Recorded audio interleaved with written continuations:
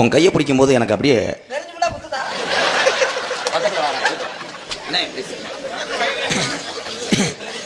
இது என் வாழ்க்கை விஷயம்.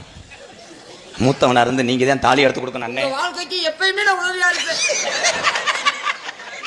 நீங்க கல்யாணம் முடிச்சுட்டு வெளிநாட்டு கூட போங்க ப்ரோ. பாஸ்போர்ட்டை நான் எரிச்சிட்டேன் ப்ரோ, போக மாட்டேன். நான் வெளிநாடு போக நீ டெய்லி வாசப்பள்ளியே படுத்துக்கிற கேட்டா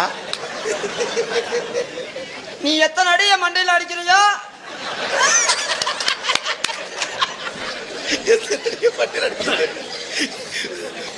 பொறுத்திருத்தப்பா. நான் எத்தனை பேர்ட்ட முதுவை பார்த்துருக்கேன்.